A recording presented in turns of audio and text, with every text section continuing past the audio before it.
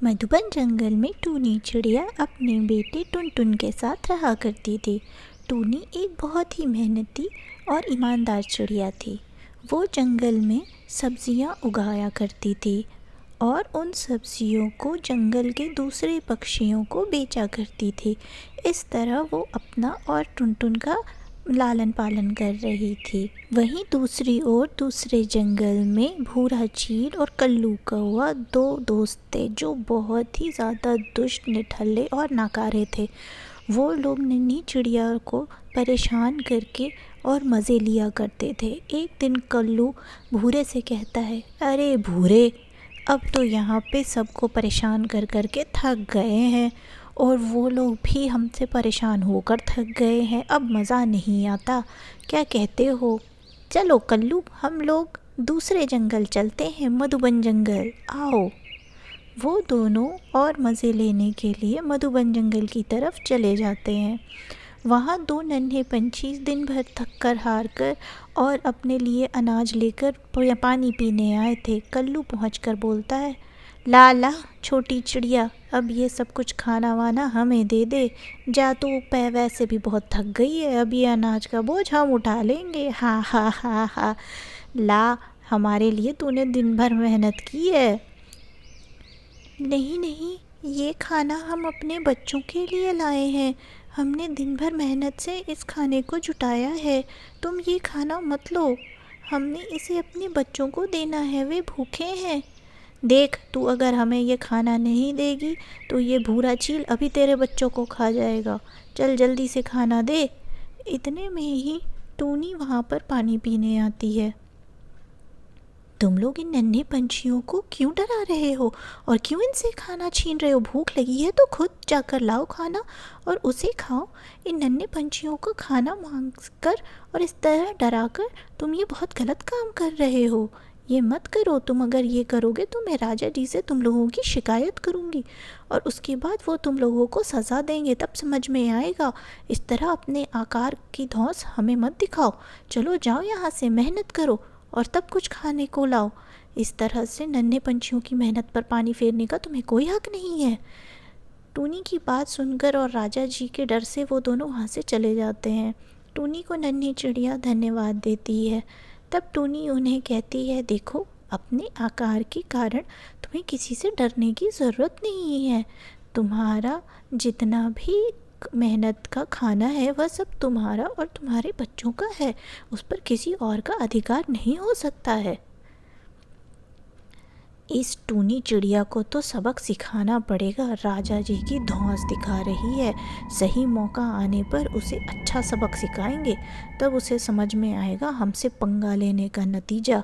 ये सब उसने ठीक नहीं किया है। भूरा और कल्लू को इस तरह से धमकाया है उसने, इसकी सज़ा तो उसे ज़रूर मिलेगी।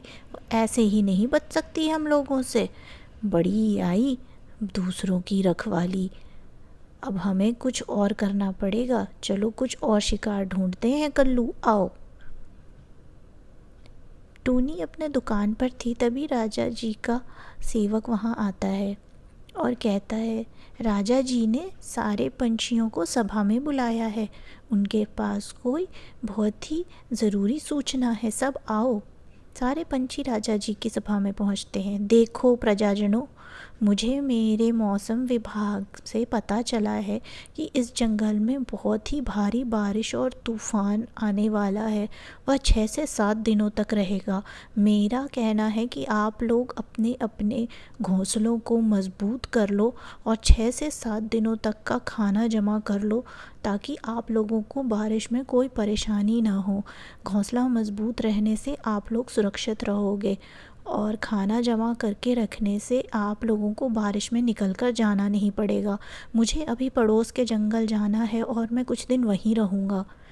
ये सारी बातें भूरा और कल्लू पास के ही पेड़ पर बैठे सुन रहे थे और राजा जी की सारी बात सुनने के बाद उनके दिमाग में एक विचार आता है, अब मज़ा आएगा कल्लू, अब हम उस छोटी चिड़िया को सबक सिखा सकते हैं। ये राजा तो जाने वाला है, इसी की धौंस दिखा रही थी ना वो हमें। अभी ये राजा कुछ दिनों यहाँ नहीं रहेगा, तब हम उससे अपने अपमान का बदला ले सकते हैं। तुम ठीक कह रहे हो भूरा, उस चिड़िया को सबक सिखाने का यही सही मौका है। अपने अपमान का बदला तो हमें लेना ही चाहिए। ये राजा को जाने दे, शाम तक चला जाएगा, उसके बाद करते हैं अपना काम। वहाँ टूनी घास तिनके जमा करके अपने घोंसले की तरफ आती है उसे मजबूत करने के लिए। पूरे दिन का काम करके वो थक चुकी थी। वो थोड़ा सुस्ताती है और उसके बाद काम शुरू ही करने वाली होती है कि वहाँ भूरा और कल्लू आ जाते हैं। चल चल, अब हमें ये घोंसला दे तू। तुझने तो सुना ही होगा राजा ने क्या कहा कि यहाँ पर बारिश आने वाली है और हम लोगों को रहने के लिए जगह चाहिए। सुना नहीं तूने? मेहमान हैं हम, मेहमानों को कभी निराश नहीं करते। चल घोंसला खाली कर। घोंसला? ये मेरा घोंसला है, ये मेरे बच्चे इसमें रहते हैं।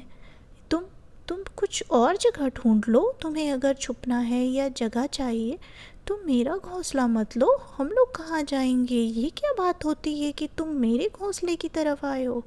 सुन चिड़िया, अब तू ज़्यादा चू चपड़ मत कर।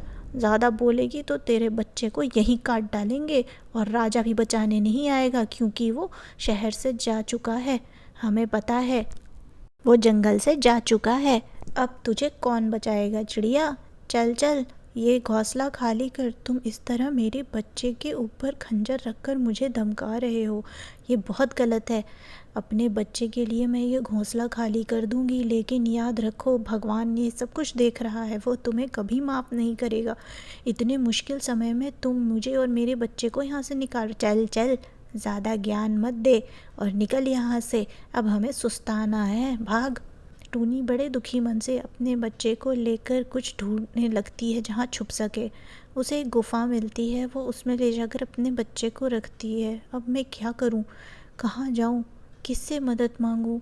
अगर उन्होंने मेरे बच्चे पे खंजर नहीं रखा होता तो मैं फिर भी उनसे लड़ लेती, लेकिन मेरे बच्चे के सामने मैं मजबूर हो गई। कोई बात नहीं, देखती हूँ शायद कोई दोस्त मदद कर दे। टूनी सारी बातें जाकर उजली कबूतरी को कहती है और मदद मांगती है। बहन मेरे, तो तुम देख रही हो पूरे घोंसले में अंडे ही अंडे भरे पड़े हैं। मैं क्या करूं? मेरे पास जगह नहीं है। अगर होती तो मैं तुम्हें कभी मना नहीं करती, तुम तो मेरी इतनी अच्छी दोस्त हो। मैं क्या बताऊं, मेरा तो घोंसला भी मजबूत नहीं हुआ टूनी। मैं तो अपने अंडों की देखभाल में ही रह गई। अगर तुमको भी यहाँ रखूँगी तो तुम्हें तुम्हारे बच्चे को भी खतरा हो सकता है। टूनी बड़े दुखी मन से वापस आ जाती है और उदास होकर सोचने लगती है कि क्या करे। मेरे बच्चे, मैं कुछ न कुछ ज़रूर करूँगी। मैं तुझे सुरक्षित रखूँगी। ये गुफ़ा सुरक्षित नहीं है क्योंकि यहाँ कभी भी कोई बड़ा जानवर आ सकता है। हमें कोई सुरक्षित जगह ढूंढनी पड़ेगी जहाँ हम बारिश से भी बच सके और जानवरों से भी। मैं जल्दी से जाकर बाहर देखती हूँ कि मैं क्या कर सकती हूँ। टूनी अपनी खेत की तरफ जाती है। वहाँ उसे एक बहुत बड़ा बैगन दिखता है जो उसके ही पेड़ पे लगा हुआ था। मैं इस बैगन का कुछ कर सकती हूँ, मैं इसे लेकर चलती हूँ। टूनी उसे लेकर एक खुले मैदान में आती है और कुछ लकड़ियाँ इकट्ठा कर लाती है। उसने उस लकड़ी और बैंगन की मदद से टूनी अपना एक अच्छा सा घर बनाती है। घर को देखकर टूनी बहुत खुश होती है। अब उसे समझ आ गया था कि वह और उसका बेटा इसमें खुशी से रह सकते हैं। टूनी ने सारा सामान इकट्ठा कर लिया और बारिश होने से पहले टुनटुन को भी लेकर चली आई। ये घर अच्छा है और सुरक्षित भी है। यहाँ पर बारिश की पानी भी नहीं आ रहा है और ठंडी हवाएं भी नहीं लग रही हैं। मैं आग भी जला सकती हूँ और मेरा बच्चा भी सुरक्षित है। वहीं दूसरी तरफ भूरा और कल्लू टूनी के घोंसले में बारी बारी से एक एक बार आकर बैठकर सुस्ता रहे थे, क्योंकि घोंसला छोटा था। वहीं बहुत तेज़ बारिश और बिजली कड़क रही थी। अरे कल्लू, ये तो बहुत ही खतरनाक तूफान लग रहा है। पता नहीं कहाँ निकले कहाँ जाए, कुछ दिखना भी बंद हो गया है और बिजली इतनी कड़क रही है, डर लग रहा है कहीं हम पर ही ना गिर जाए। ये तो कोई भी अच्छी बात नहीं है। भूरे ने इतना बोला ही था कि उन दोनों पर सही में बिजली चमक जाती है और वो दोनों घायल होकर नीचे गिर पड़ते हैं।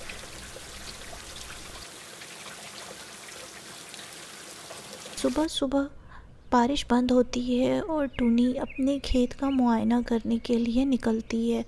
उसे वहाँ पर भूरा और कल्लू दो अपने घोंसले के पास गिरे हुए दिखते हैं। उनको देखकर टूनी को बड़ा बुरा लगता है। अरे, मुझे लगता है मुझे वैद्य जी को बुलाना चाहिए, इन दोनों की हालत ठीक नहीं लग रही है। वैद्य जी ही देखकर इनका इलाज कर पाएंगे। और टूनी वैद्य जी को बुला लाती है। वैद्य जी ने भूरा और कल्लू का इलाज किया और उनको ठीक कर दिया। ठीक होने के बाद भूरा और कल्लू टूनी से मिलने आते हैं और उसका घर देखकर थोड़े चौंकते हैं और मनी मन खुश होते हैं। फिर कहते हैं, हमने तुम्हें इतना परेशान किया, फिर भी तुमने हम लोगों का इलाज करवाया जब हम घायल थे। ऐसा क्यों किया तुमने नन्ही चिड़िया? देखो, तुमने मेरे साथ जो भी किया वह सब तुम्हारे कर्म थे, लेकिन तुम्हें उसके लिए ऊपर वाले ने सज़ा दे दी। मैं कोई नहीं होती हूँ जो तुम्हें सज़ा दूँ या तुमसे दुश्मनी निकालूँ। तुम बहुत अच्छी हो टूनी, और तुमने हमें अच्छा सबक भी दिया है। भगवान ने तो हमें सज़ा दे ही दी, लेकिन तुमसे भी हमने बहुत कुछ सीखा है। अब तुम बिल्कुल परेशान मत हो, हम तुम्हें अपनी छोटी बहन मानेंगे और तुम्हारे सारे काम कर दिया करेंगे। तुम्हें बिल्कुल परेशान होने की ज़रूरत नहीं है। हम सुधरना चाहते हैं, तुम्हारे साथ रहना चाहते हैं। अब भूरा और कल्लू टूनी के खेत में दिन भर काम करते, टूनी और टुनटुन का बहुत ख्याल रखते।